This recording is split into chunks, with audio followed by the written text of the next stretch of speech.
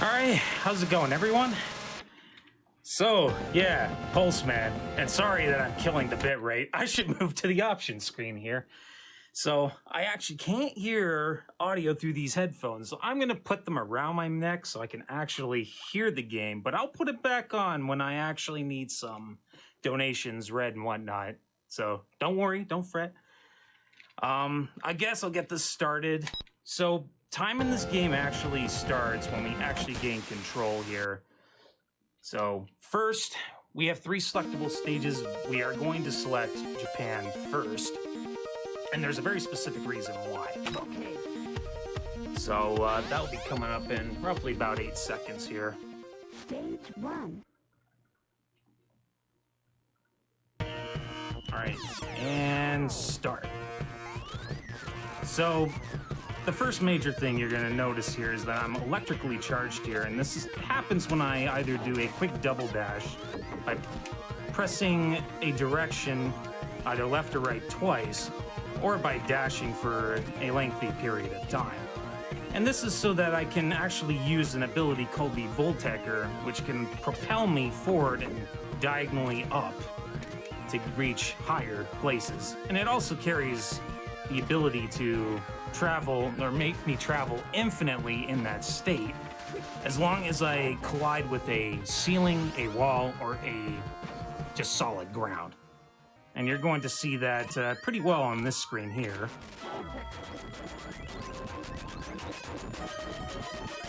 And this is sort of how the movement kind of goes throughout the game. Depending on the layout and the design, the level design, kind of varies what is the best way to actually move in this game. So anywhere where there's like a lot of walls and a lot of ceilings, you want to actually utilize the d4gr0n because you do travel pretty fast in that state. So right now we're at 200 points here, and this is pretty important that I hold on to this level of points here. Either that or 400, and that's because we're coming up to the boss fight here, and it actually does matter what my score is when I enter the boss room.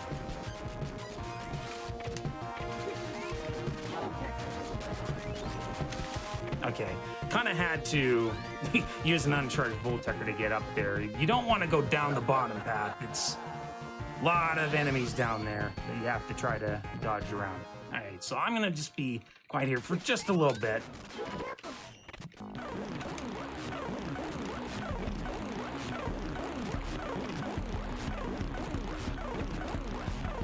Alright, comes the fake out. So yeah, depending on the points, depends on what kind of pattern this guy actually starts with. And any changes to the score will actually change that pattern. Sometimes he'll actually come from the right or the left side, and if you're not prepared for it, he'll break all the blocks, cause a whole bunch of lag, and then take away the entire upper area to fight him at, which is not ideal. You want to get those optimal hits when he comes from the top of the screen there, like you did at the start of the fight. So that was a really good fight. So yeah, forced bonus stages. We're gonna break all the blocks here, and this causes a lot of lag. So in a lot of cases, the bonus stages are not actually, it's actually preferable to not do the bonus stages. However, if you can clear all the blocks within a reasonable time, it is always worth to break all the blocks. So that was actually really good. Even got the double-double at the end there with the series of 4 blue blocks there. Okay. But that's why we have to actually select Japan, because there's a lot of variances that can change the value of the point total. And this kind of forces us to do India second, which is a little unfortunate because this is a really big run killer stage, and that is mainly because of 2 particular factors: the boss and the bonus stage, which won't be for a little bit. The stage itself is not too bad, although there's a lot more that you have to memorize, at least compared to the previous level. But as you can see, you got these steel bars here, and you can bounce from one to the other as long as you're in close enough proximity to them, and this will come back in other levels. Nice little climb there. So last time this game actually was featured at GDQ was way back in 2014, and you saw probably an extremely different run that time, where there's like this little glitch called the, I guess they call them zips, and you can just veer right through walls. It's a pretty broken glitch. And as far as I know, I think it requires specific versions that have controllers with different ways of movement, or multiple ways of movement. So yeah, this is another screen where there's not really any ceiling to take advantage of, so the best thing to just do here is to sprint through the majority of it, at least whatever you can. By the way, this is a really terrible screen. I advise people not to look too closely at the background here. And I probably should give the warning now that there's a number of really bad screens in this game, but I'll try to be better about actually warning you about that.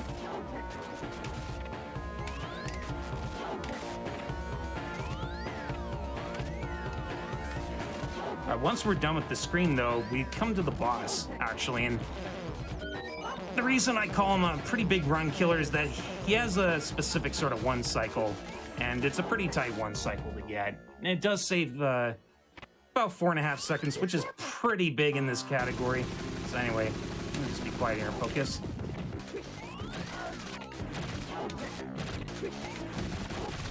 And I got it. Nice. So yeah, that is the one cycle. You can see he was actually trying to bury into the ground there. That's about 3 Volteckers is enough to usually get rid of him. Although with the first 2, you have to initiate the Voltecker when you land on solid ground because it causes an initial burst of damage with that particular boss. Anyway, here's the other big run killer to this stage. Let's see if we can do the task strat.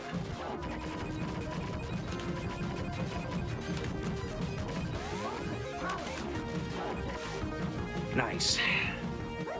The 50 to end it off. So that was an ideal bonus stage as well. Really, really good India stage.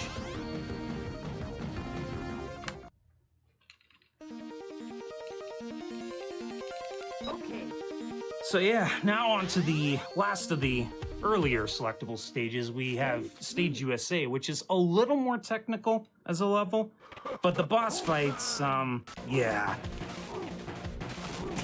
You can see Uncharged Voltecker is a little bit broken. So this ability here that I was using and just spamming non-stop, it does kind of the normal set damage, but the reason it's so broken is that you gain a lot of iframes for its use. So you can just spam it over and over again and just park yourself right in a boss's hitbox and just completely destroy him. It's pretty broken. And you'll see that in a number of fights. Nice. Let's get up there and actually properly dash. Yeah, you can see there's a number of blocks I have to actually break through, but doing that's actually gonna actually lag the game. So you don't want to actually do that. Oh, so this is a really bad screen for the bitrate. I'm sure there's gonna be a bit of a struggle with that particular screen.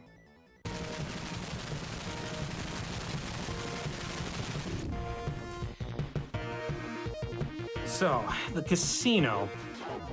Casino's where the Voltecker's uses start to get pretty tight here. Let's see if we can do this one here. Only got one chance to do it. We got it. Beautiful. That saves about 1.5 seconds, 2 seconds, so nice to get that first try.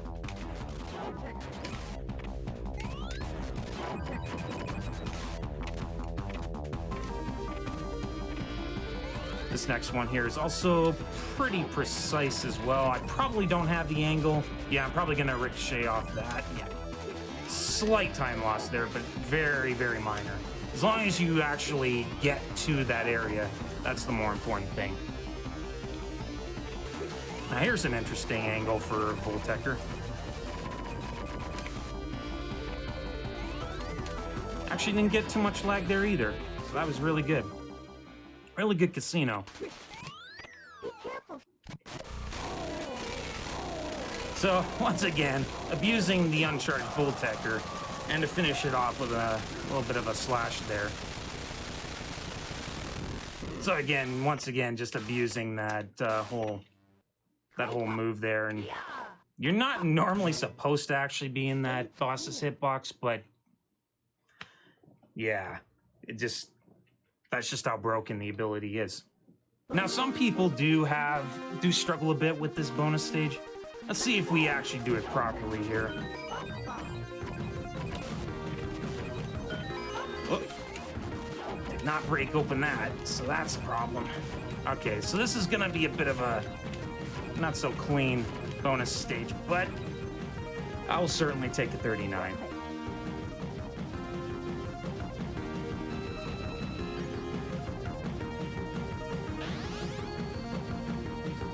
All right, so with all three of those selectable stages gone now, we have another set of 3 selectable stages we have to do. And the first one we're going to do is Thailand, because we're going to respect the lore. Because this is supposed to be the stage where we learn what happens when we touch water. And that's getting rid of our electrified status. But that's pretty easy to actually maintain in this particular level, because the streams of water are thin enough where I can just jump straight through them, and as long as I actually am still in midair, I can easily just maintain the electrical charge. Also, that section there, where you saw that one-up, that's why I'm actually allowed to... That's why Glitchless actually allows people to run over on top of the ceiling, because you can't get that one-up any other way. Like, it was intended for you to be able to get that by doing that. So, yeah, that screen is actually a lot more difficult than I actually made that look. Those frogs, you actually get hit by them, you'll actually be slowed down completely, and you'll lose all your forward momentum. And then, kind of means you're forced to fight them, which is really, really bad. It probably at least wastes you about a good 5 or 6 seconds if it happens, which thankfully it didn't happen. Alright, so these next upcoming screens here are actually pretty nerve-wracking. There's a couple pretty key Volteckers on the next screen in particular. The first one, it's not technically too difficult to pull off, but if I do mess it up, I have to try it again. And I can do it too early or too late, and I did it fine, so we did it. Now the second one is a little harder to get the optimal result from.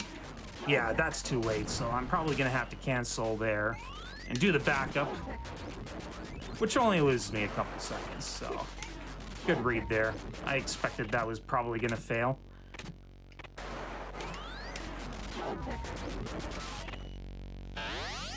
Alright, and this next screen is a pretty big run killer moment. This is a pretty janked section here. Good. Yeah, so those green balls, once you latch onto them, the camera just completely goes haywire and just spazzes out. Just constantly keeps going up and down. And it's very hard to know when you're supposed to press the button to let go of the thing and actually go the proper direction. And each one of those transitions from those electrified green balls there, they're very, very tight in between. Like, you can't do it too soon or you'll go the wrong way. It has to be at a specific point. Anyway, there's actually not much going on for the rest of this level, so Lizstar, you have time for a couple donations, actually. I absolutely do have a couple donations. We have $10 from Zach K.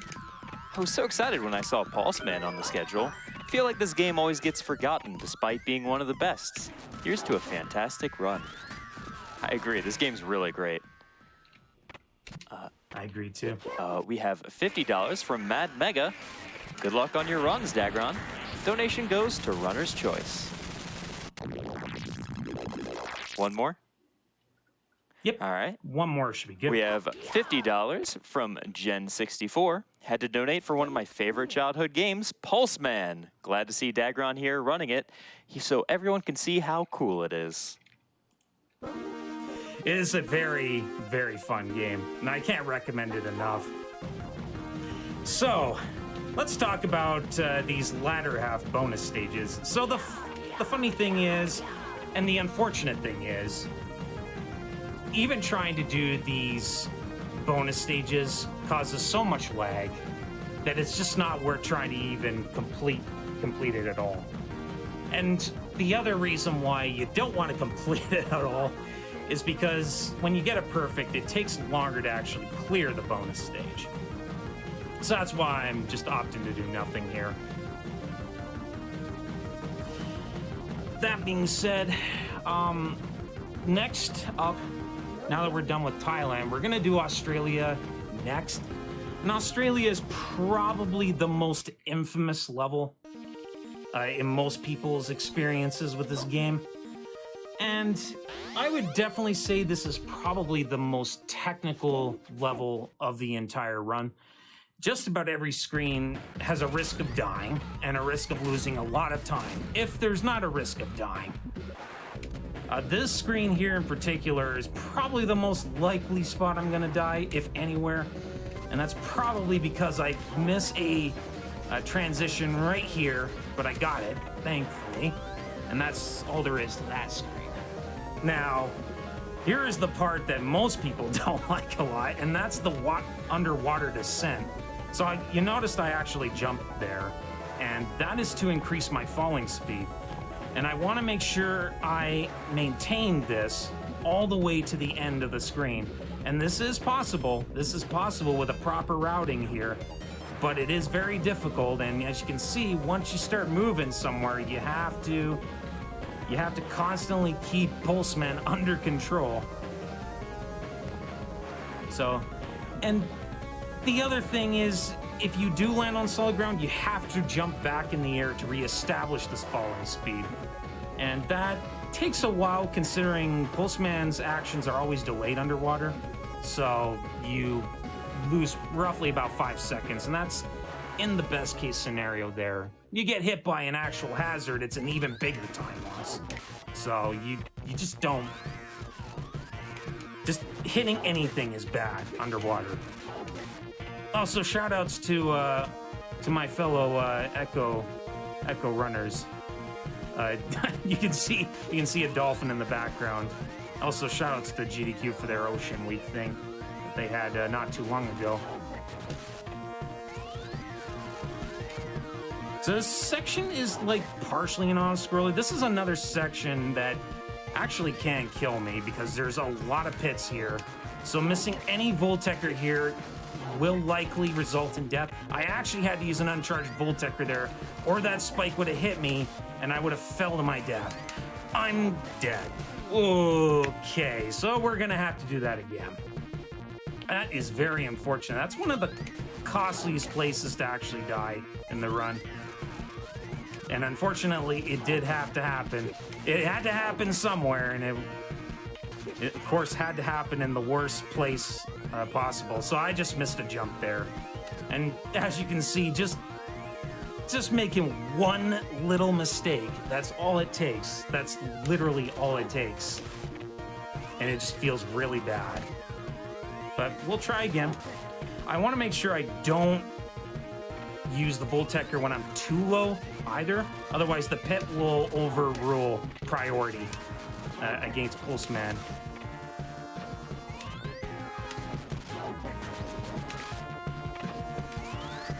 Oh wow, I actually got my sprint speed there.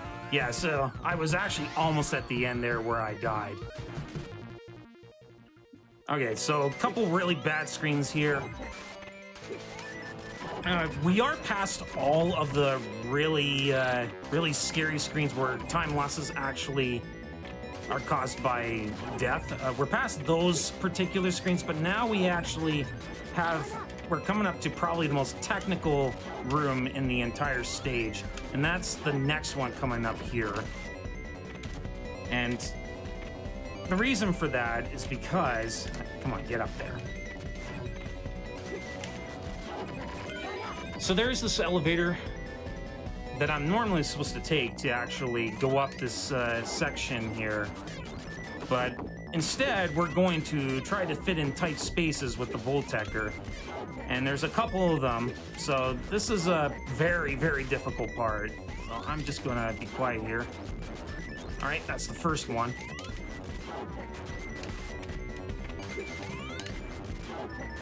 Can we get this one?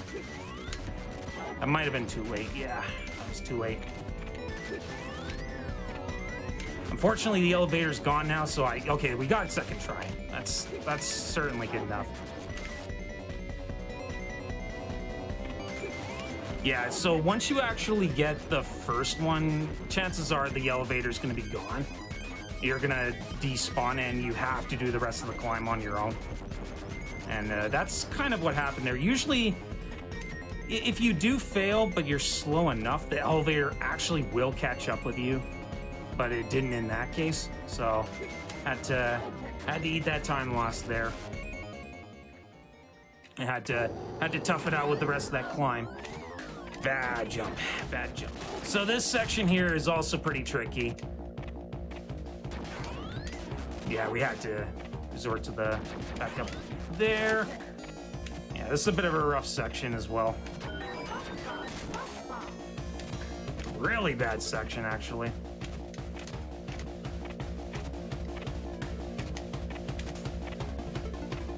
Okay, we got back our sprint speed. This is a really jank level design here.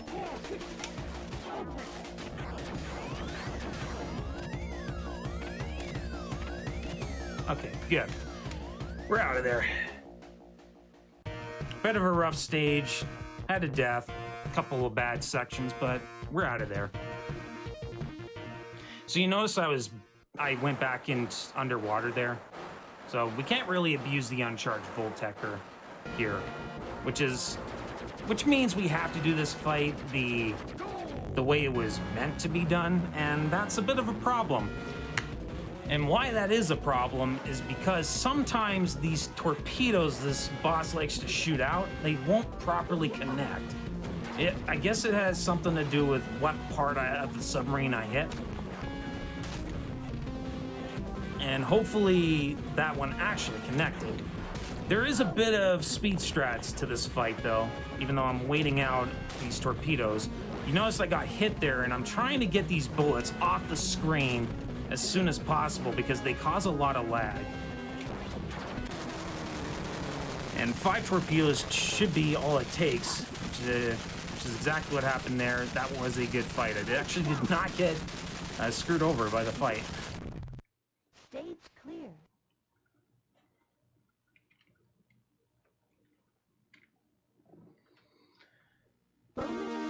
So once again, not going to do anything here. I guess I'll take the time to talk about why I selected Alaska last. Yeah, so when I submitted this game, the record was something like 38 minutes. So it was at least thought to be a pretty comfortable estimate. But probably 40 minutes was cutting it too close. But then I decided, why don't I try to implement task strats? And the one particular task strat that has given me the most trouble happens to be in Alaska. And that is the boss fight waiting for me at the end. This is why I choose Alaska last. And I'll kind of discuss more about that fight when I get to the point of the stage where I can actually relax a little bit. But this stage is mostly pretty easygoing compared to the previous 2 levels. There is a couple tough screens. This one is probably the toughest screen, and particularly because it's hard to actually route it out properly. Unless you actually do enough runs of it and just find something that works.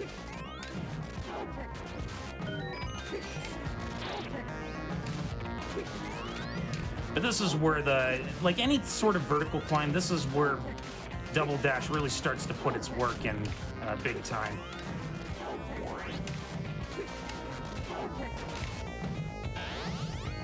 And that was a really good climb. Now this is another pretty important Voltecker to get. Got a very good break there. I only broke I think about 6 blocks there, which cuts down the lag quite a bit. So that was really good.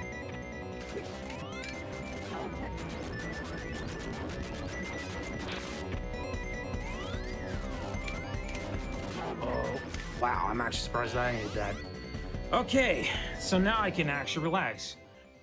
So from here on out, it's nothing more than just a maze to transverse through, and I think just one single descent where really the only major factor of that is the RNG of penguin spawns, which means you're kind of contending with lag, but that's not really too important. So I'm going to take the time to explain the boss fight that awaits us at the end of this stage. So Vale is basically a replica of you. He has the same abilities as you. You know, the classic, the classic faker type of enemy.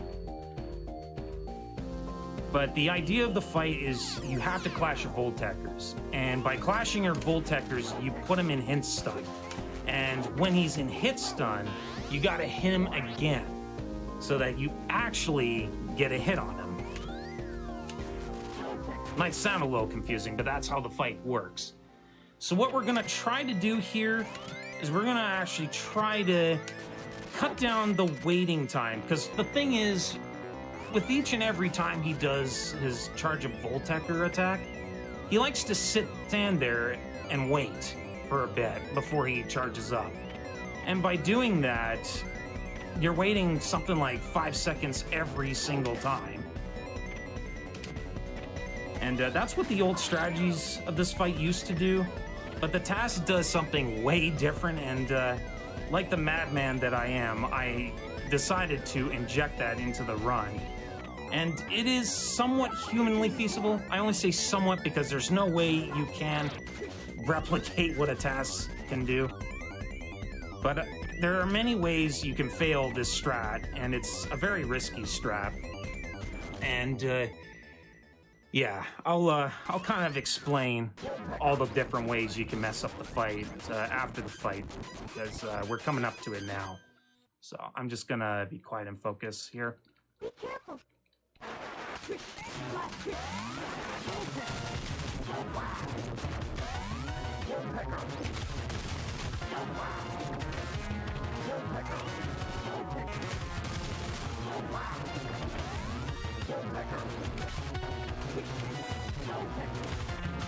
Yeah, missed it.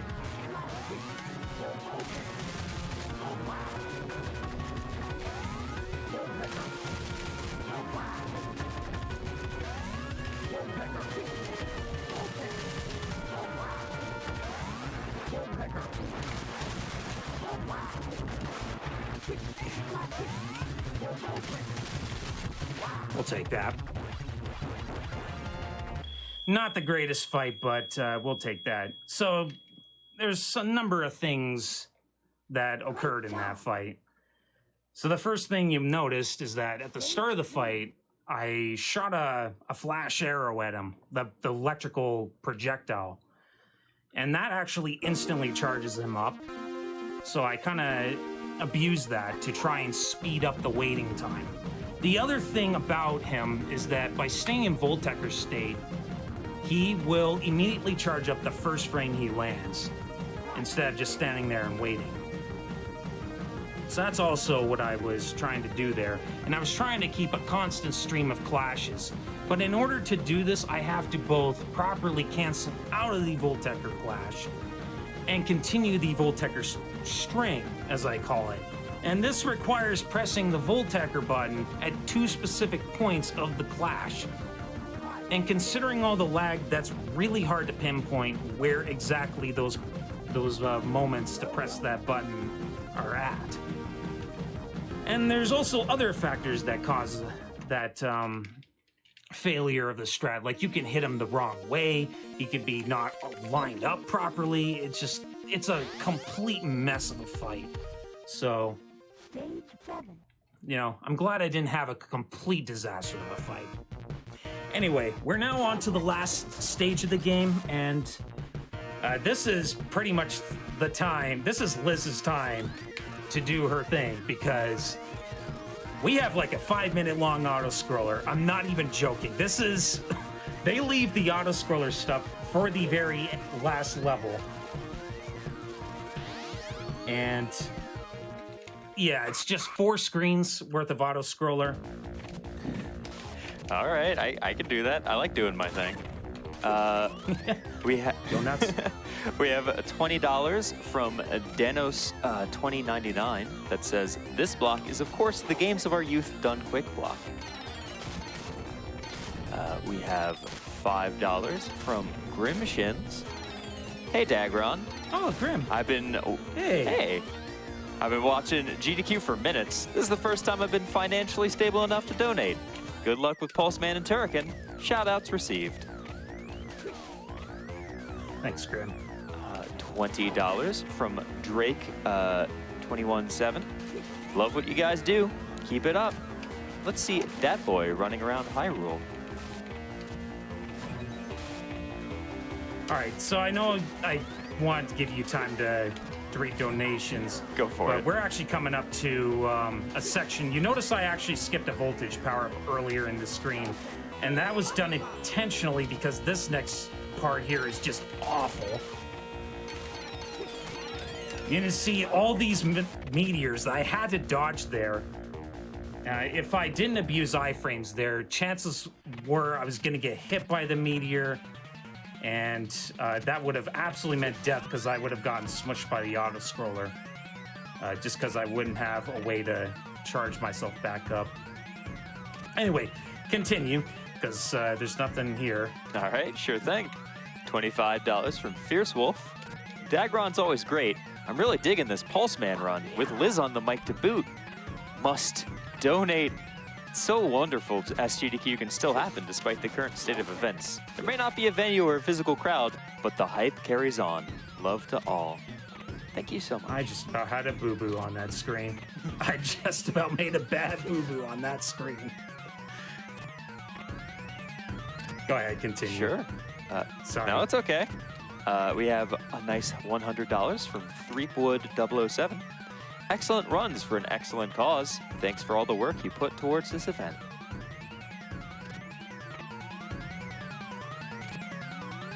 And we have $20 from Chrysor. Thanks to everyone for organizing another great event. Can't be easy doing each run remotely. Good luck to all the speedrunners.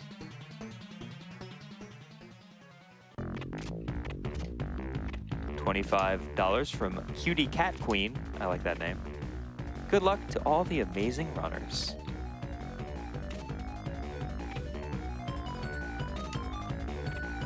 $50 from Vincent66. First time donator, wishing all you luck on your runs. Shoutouts to Peculiar Bunny, who has for years encouraged me to learn how to speedrun Pokemon. Love you, Bun. And that works because this is kind of related to Pokemon. Yeah, so if you didn't notice in that arcade room, there was a lot of Game Freak being plastered all over the place. Posters, pinball machines, they had Game Freak's name written all over it. So yes, this was made by Game Freak before they went on to make Pocket Monsters. And Pulseman was referenced in Pokemon with the Pokemon Rotom. Fun fact.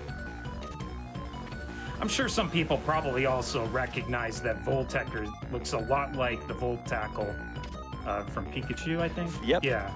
Absolutely. All right, good. I didn't die on that screen. So that's a bit of a laggy screen. And I kind of have to jump high up on the screen where I can't see myself. And that can cause me to overshoot a jump accidentally and die that way. Thankfully, it didn't happen, though. Anyway, continue. We still got a little bit more auto-scroller left Sure here. thing. All those classic games and their auto-scrollers. We have $15 from Jen's d4gr0n. One more donation for Postman. I can't help myself. It's okay. We won't tell. $50 from M. Cookson. In honor of my late father, who was terrible at video games, but loved to watch me play. Good luck on the run.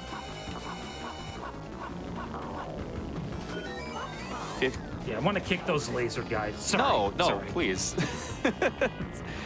Please, talk all you need. I'll be over here. I was just kicking those laser enemies because they do cause quite a bit of lag. If I don't. $50 from Dr. Spaceman. I hadn't heard that SGDQ was happening this week. What a wonderful surprise for me, and a terrible surprise for my work productivity. All right, I'm going to have to cut off the donations there. That is the end of the auto-scroller. So now we got a couple really, really difficult screens here that I'm very likely to screw up. They're not easy screens at all, especially to maintain my sprinting here. Okay, not high enough of a jump there, but that's okay. We didn't fall to our death. That's the more important thing.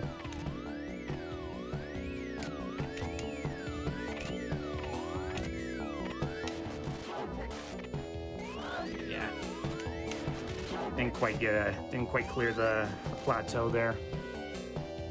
All right, so this climb here is really, really tricky. Let's see if we can do it though.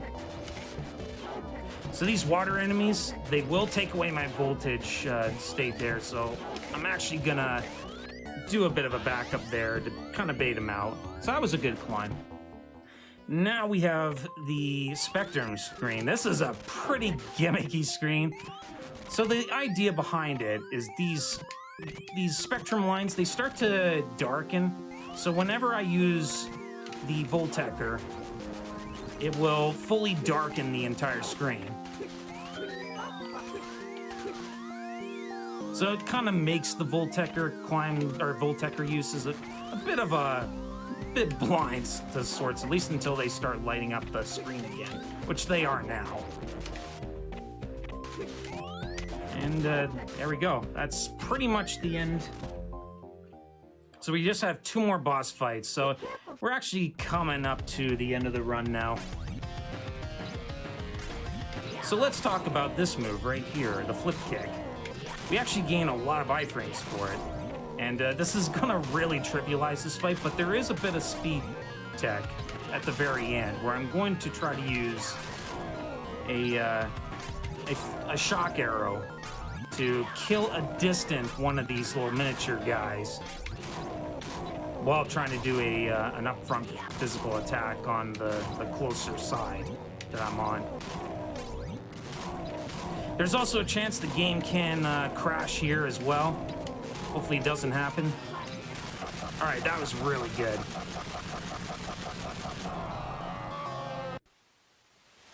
All right, good, it didn't crash.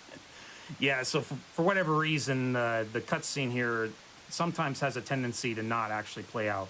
So I gotta give a little bit of a warning. This is a lot of bright flashing lights here.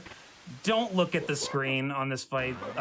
Time is coming up here once I kill both of these hands. All right, and time. All right, 38, I will take that. So that is Pulseman. So our community's not really an active one, kind of in and out. Sometimes it might find some new blood on the very rare occasion, but I am going to get a tutorial made for this game so that if somebody decides they want to pick up this particular category, they'll have actual resources to work with. Otherwise, I'm going to once again shout, just like I did for Ranger X, I'm going to shout Naglaria, because I think his run of this game was the very first time I ever saw this game or even knew about its existence. And I thank him a lot for showing it off, Tokyo. even though he is an unabashedly anti-Nintendo bias, if ever I've seen one.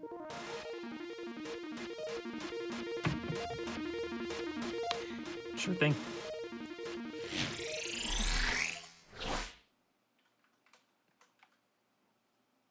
All right, friends. Much thanks to d4gr0n for that incredible Pulseman run. Very nice. I love that game a lot, and I hope you all love it just a little bit more now after watching an incredible run.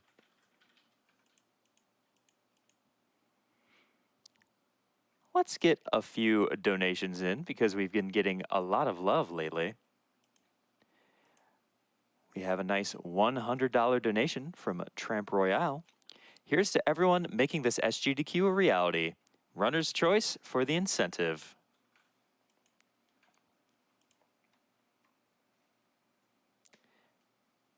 $50 from Anonymous. No comment, but we really appreciate your help. Thank you, friend.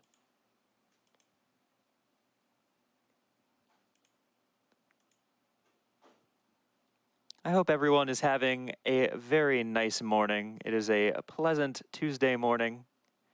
Always a good time for a Genesis block. To be fair, any time is a good time for the Sega Genesis. Don't go anywhere, friends. We'll have a Twitch ad while we're getting set up for d4gr0n's run of Super Turrican.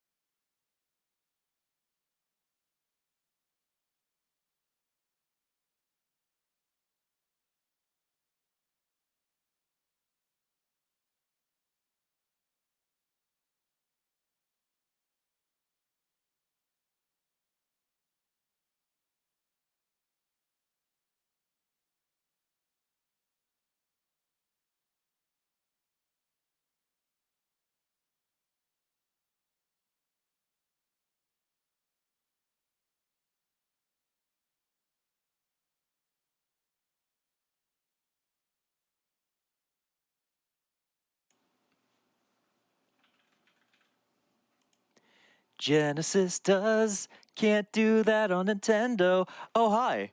I didn't see you there. Welcome back to Summer Games Done Quick 2020 Online. We are indeed in the middle, well, technically not the middle. We have one more run, but we are in the middle of the Genesis block.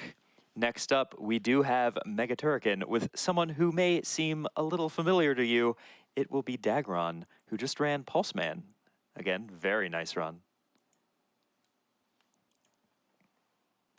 Let's read a few more donations while we're getting all set up. We have some people trying to get a train going on. I like the sound of that. I like trains. And speaking of which, here's $5 from Dreaming Cat that says, I like trains. That's good. It's good to like things. We also have $5 from Amarok that says, I like trains. You know what? Me too. We have $5 from d4gr0n53 that says, Chew.